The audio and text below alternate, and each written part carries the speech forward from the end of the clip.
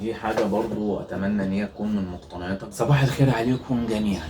احنا النهارده في لحظة ابداع وتألق، حاجة كده هتخطف انظاركم. قررت ان انا اعمل المقطع ده النهارده عشان اتكلم طبعا عن اللوحة وعن تفاصيلها، واللي ما زالت لحد الان عليها تفاعل كبير جدا على الميديا من ساعة ما قررت ان انا انزلها على الميديا، وناس كتير بتسألني عن تفاصيلها وايه المواد. كل ده هنتكلم فيه النهارده، وانا ازاي صورتها وازاي نفذتها من بداية ما رسمت لحد ما انتهيت. اديكم شوية معلومات كده سريعة اللي بيشوفني لسه لأول مرة. معاكم محمد الراعي، رسام مصر الجنسية. حصلت بلقب مركز أول في 2020 في إيطاليا بمعرض الديزاين ويك، مسابقة عالمية. هي مأخوذة من بوستر الفيلم الأكشن شد أجزاء. صدر الفيلم أول مرة يوم 16 يوليو 2015، كان أول يوم عيد الفطر لو تتذكروا. بطولة النجم محمد رمضان، كان إخراج حسين المنداوي وتأليف محمد سليمان وإخراج أحمد السبكي. اللوحة الجميلة دي 20 في 30 على ورق كانسون. استخدمت فيها أقلام رصاص مارس، أجود وأنوع وأفخم أقلام الرصاص.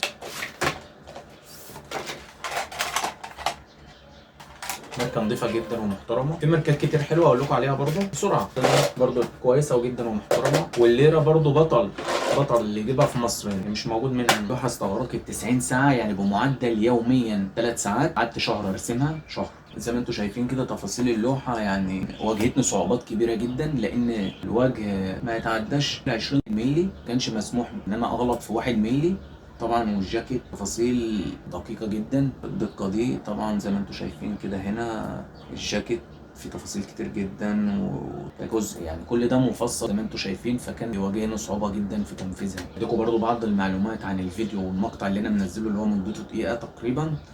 هو طبعا يا جماعة ده مش فيديو، ده مقطع مكون من صور 1238 صورة، عشان في الآخر أجمعهم وأعمل لكم فيديو أو مقطع مدته دقيقة تشاهدوا فيها اللوحة وتفاصيلها وإزاي تم تنفيذها. فالأمر كان صعب جدا، بس بالنسبة لي أنا كان جميل جدا، وكنت متشوق إن أنا في الاخر خالص هطلع الحاجه المميزه اللي فيها تقنيه عاليه جدا، روبورتري محترم. اللوحه ممكن تستخدم كبوستر، كلوجو غلاف مجله، ممكن تبقى كتيب، غلاف الكتيب للفيلم نفسه. هي قيمه جدا ولوحه مميزه جدا، تستاهل ان هي تكون من مقتنيات محمد رمضان. بدعي محمد رمضان ان هي تكون من مقتنياته، واتمنى ان انا اقابله، تكون اضافه مميزه لمجموعتك الفنيه، تعكس ابداعك وتاثيرك الكبير وابداعك الفني. واتمنى ان هو يشوفها ويشوف الرساله وانتظر ردك. ودي حاجه برضو اتمنى ان هي تكون من مقتنياتك. دي حاجه انا كنت اعملها لك في مسلسل جعفر العمده. اتمنى تقبل الدعوه، انتظر ردك على فارغ الصبر.